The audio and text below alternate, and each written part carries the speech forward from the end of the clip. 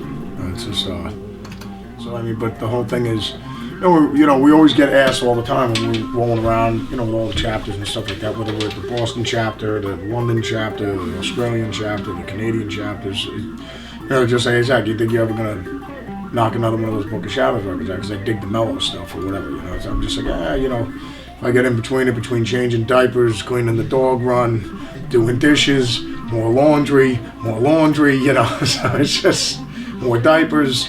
But at the end of the cycle, we did one long run of this unblackened thing from I think it was from the East Coast to the West Coast, or New York to LA. And it was, we just had a blast doing the mellow stuff.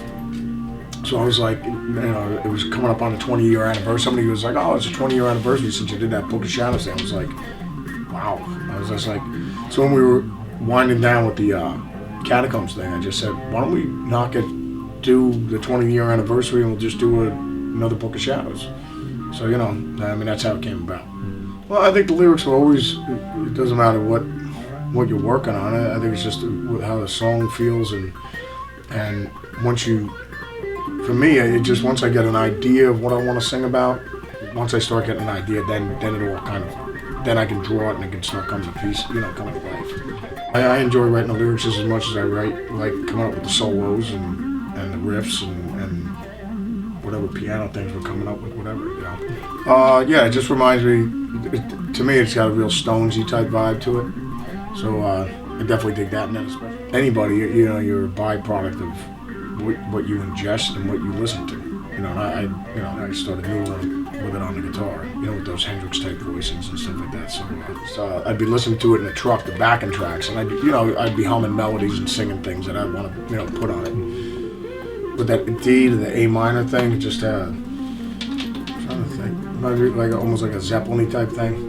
Just the sound when it goes to the D to the A minor, and then the C and the G. But well, actually, I didn't sing on it. We actually had somebody else come in and do it, so it would sound good. So we had to sing it, so that's what happened. So, anyways, I'll just go over it and over it and over until I got all right, I like the beginning, I like the middle bit. I got to put something over here or whatever. Just keep. Well, no, I mean, no, not really. I guess I mean, there's definitely. I mean, acoustics obviously a different technique, slightly. I mean, obviously the electrics. But you got to learn, with the electric, because you got to control the distortion too. I mean, it's a whole different beast. But I mean, acoustics always great for your chops, though. You know what I mean? Because it's super clean. You can't hide behind anything.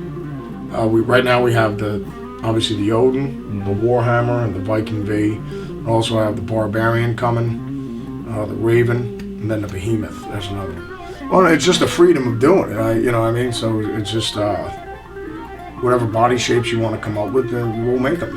You know what I mean? Just, take 3 different body shapes that you really liked, or some super old looking guitars, and then just cram them into a blender, and then next thing you know, you got some crazy looking guitar shapes. So for the Japanese chapter of the Almighty Black Label Society, looking forward to seeing you soon. Hopefully we'll come over there with the Book of Shadows record, the Book of Shadows 2 album. But until then, stay strong, keep believing Black Label, and God bless. See you guys in a bit.